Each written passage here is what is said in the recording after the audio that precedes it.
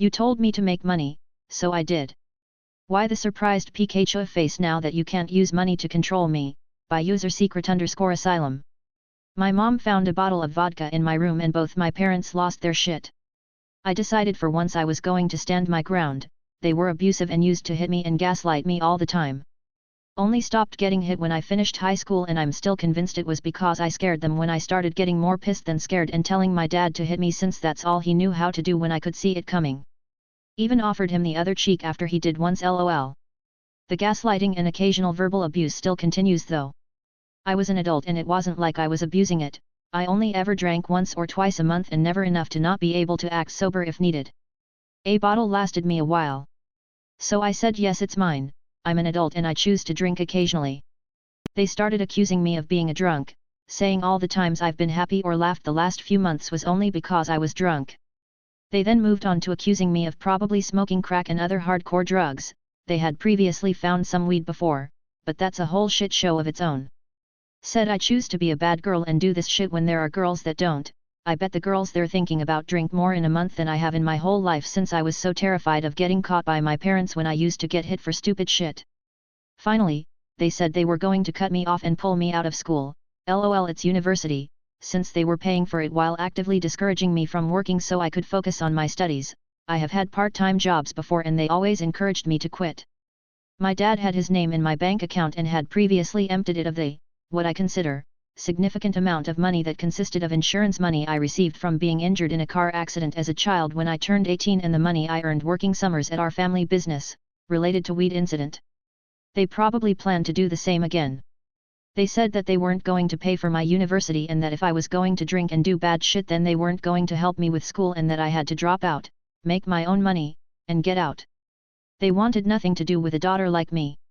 My dad also made it a point to say that it didn't matter what happened to me and said he doesn't care if I die of a drug overdose or COVID.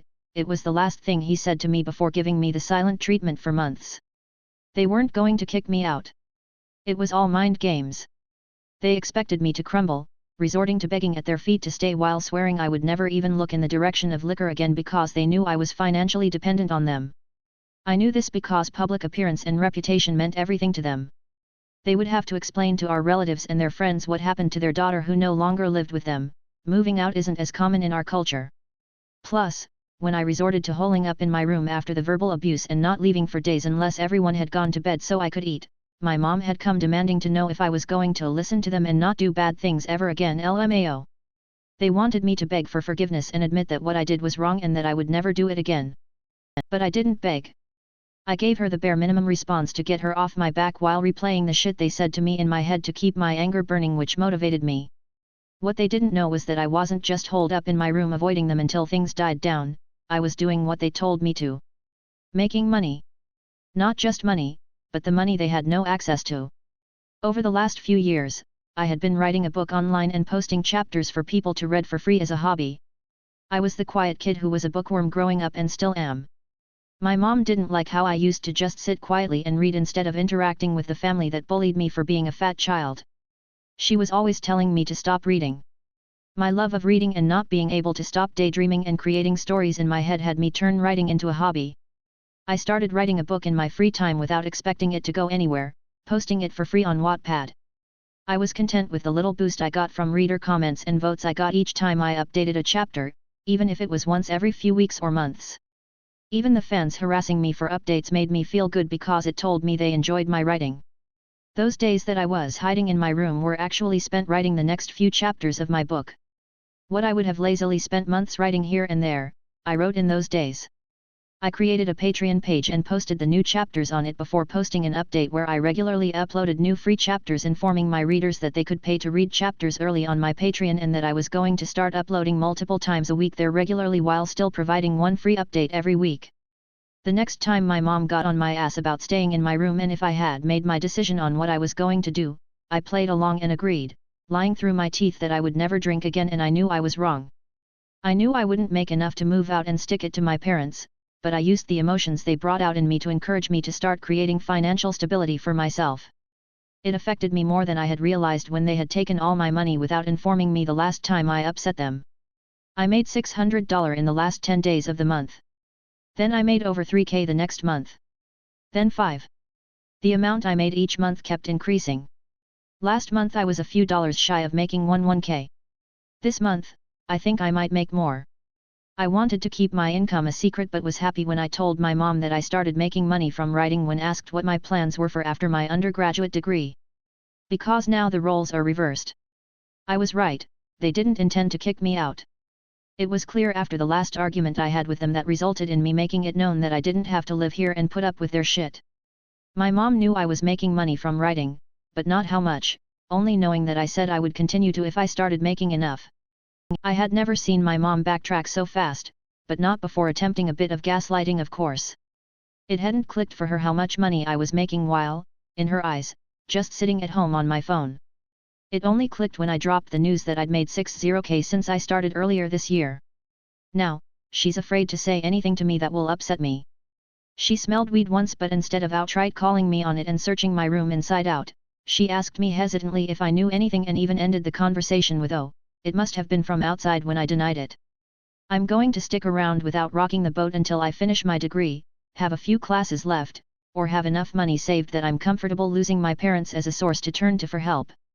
My source of income isn't a secure thing, so I'm still cautious about letting it go to my head. Don't bother you with quality control emails anymore? Have fun refunding a 10k order, by user PANCHOMUFFIN. I work for an embroidery company that embroiders logos onto uniform shirts. There is this one particular shirt we get all the time that has a diagonal closure, so the left side of the chest is essentially covered by a huge flap coming from the right side. There is such little room on the left side that any logo bigger than an inch looks like it's going into the person's armpit. After a few complaints, we made it policy to only allow that shirt to put logos on the right. A big company we work with likes to make massive orders with generalized embroidery placement, ex 10 different types of garments, all embroidered with a logo on the left chest. Whenever I would see that this particular shirt was in the mix, I would reach out to them to let them know we needed to switch the logo to the right side. 1. Difficult. Manager from that company reached out to their client with my suggestion, and got an earful because the client insisted that their logo could only be placed on the left, due to company policy. Instead of smoothing it over with her client, this rep took it out on me. She sent me a very aggressive email stating that we were perfectly capable of embroidering this shirt on the left side because we had done it in the past, and to stop blowing up her inbox with our suggestions for a better embroidery location. From now on, whatever embroidery location the order requests is final. I saved the email and got my boss's blessing to immediately stop all quality control emails for this company, per manager. One day a huge order comes in, all diagonal closure shirts, all left side embroidery. I maliciously complied and sent the order on its way, with no hassle to the manager. A week later an executive from that company emails me, horrified. He forwarded photos of the client's shirts, all with the logos in the armpits. He said they were having to refund the client over 10k and that the client was in an uproar, never wanting to order shirts from them again. Why did we not tell them this was a bad location for the embroidery?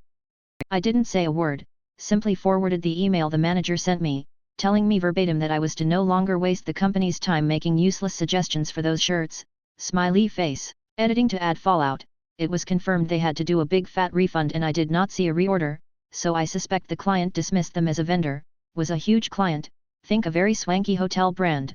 We don't usually get emails from the executives, so I think they were really hoping for big bucks with these guys. Oh well. As far as manager goes, I suspect she was demoted. They sent us a very polite, groveling email introducing a new manager, and requesting that we resume our quality control, emphasizing that we knew best. One more edit to add photo. I can't post the real one for privacy reasons, but I found an example blouse that has a similar ratio as the mentioned shirt, so that you guys have an idea. https://www.overstock.com/clothing/shoes/2019 new irregular diagonal collar long sleeve blouse shirt/311508117/product.html. Must notify manager to use restroom, by user Wavelin say. Before I get into the story, I realize there are jobs where notifying your boss when you leave your desk or post is a normal practice. However, that was not the case at this job. We had top secret clearances, and handled collateral secret equipment and sensitive encryption key material on a regular basis. They assumed we were adults and generally treated us as such. Also, the fallout isn't juicy, sorry, but the story is funny to me. I was an airman in the Air Force working in ComSec. It's difficult to fully explain this job to people who have never done it, but the short version is glorified inventory management with penalties for messing up, including but not limited to prison time. We were working out of a temporary facility and not all of us in ComSec could fit in the secure room. So, we were spread out in multiple offices. Myself and my direct supervisor shared a small office, while my koi, manager, was in a different one. One day, I did what all civilized humans do at least once a day, and went to use the restroom. I came back, my supervisor said, "Sergeant Smith, I honestly don't remember my koi name, was looking for you." So, I went to her office. Me, "Yes ma'am, you wanted to see me?" Her, "Why weren't you at your desk?" Me, "I was just using the restroom, ma'am."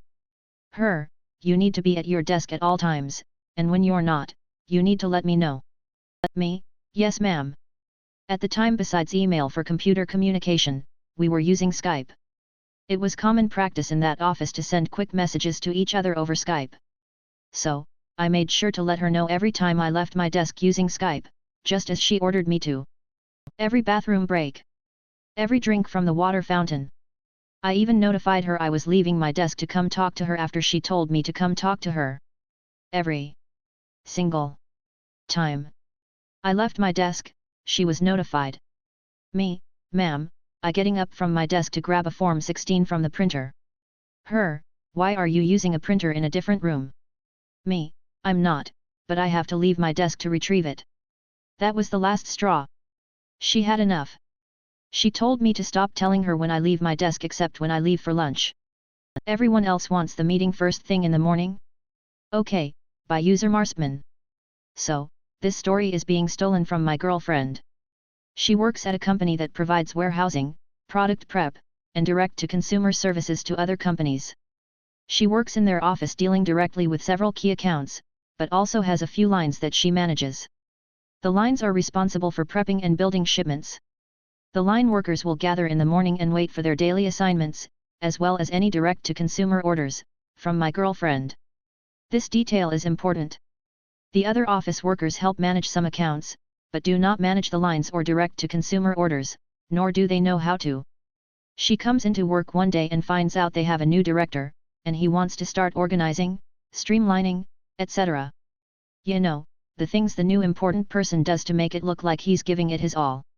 His first order of business is to have a mandatory daily meeting at 8 a.m. with everyone in the office that will take no longer than 15 minutes. My girlfriend requests that the meeting starts at 9 a.m. instead, as the warehouse workers will be doing nothing but waiting around for their assignments otherwise. The director, probably not wanting to look like he's playing favorites on his first day, puts this to a vote, and surprise the other people want to start first thing in the morning, as they have nothing else to do at that time. So my girlfriend says okay, if they want to start first thing in the morning, that's no problem. Next day, the meeting begins as soon as everyone arrives, and as they gather and the director begins talking, they hear the various lines start calling my girlfriend's name over the radio in the distance. 5 minutes go by, and now people begin wandering into the office. 10 minutes and a small group forms. 15 minutes, and people are coming and going patiently waiting for her, as she is ferociously tapping her pen on a clipboard. At this point the director pipes up with a less than sincere "Well, you look rather anxious, so if you have some place to be, you can go if we're keeping you." She responds with a candid and rushed "Thank you so much" and runs away to take care of her lines and process consumer orders.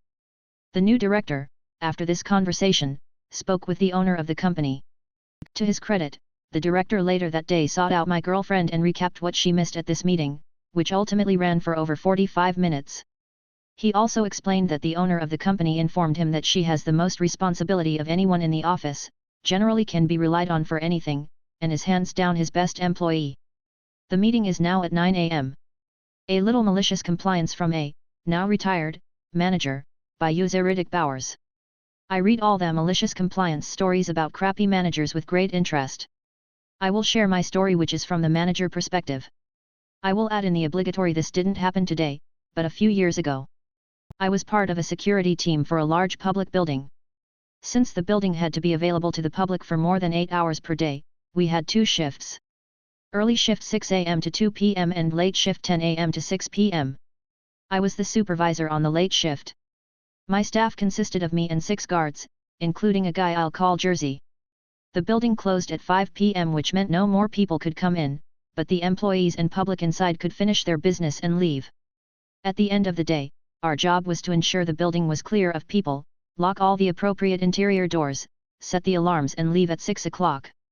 Since it didn't take 7 of us to complete this, I would allow all staff except one to leave about 5:15 or 5:30. By then, 90% of the people were gone. The daily designated staff member and I could handle the closing tasks. The staff would rotate who stayed with me each day and the system worked out well for all involved. This meant everyone was getting off work 30 to 45 minutes early every day, and getting paid for a full day. One morning, about 9:30, we had a minor crisis in the building, and I needed a staff member to handle it. I knew it would take most of the day, so I didn't want one of the early shift guys to handle it or it would incur overtime. 2 or 3 of my guys, including Jersey, were in the locker room getting ready to start their shift. I asked Jersey to grab his gear and go handle the issue. He looked at me and said, "You know, technically I ain't on the clock yet." I told him he was correct and to never mind. I grabbed a day shift person to handle the issue and the day progressed as normal. 5:15 rolls around and I wander into the locker room. I see my guys all getting ready to leave, including Jersey. I asked them where they were going. They told me which employee was staying with me and that he was still at his post. I glanced around the room, then locked eyes with Jersey and said, "You know you are technically all still on the clock. Nobody leaves before 6. It was dead silent as I walked out of the locker room. I have no idea what was said to him in the locker room, but I bet it wasn't pretty. We all stayed late that day, and no one said a word about it to me.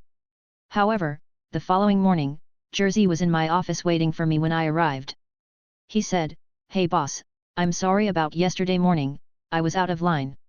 You won't hear that from me ever again. Whatever you need, I'm here." We returned to normal operations after that, and I had no trouble getting someone to step up on occasion. As a boss, I will do whatever I can to take care of my employees, but I expect a little flexibility from them in return.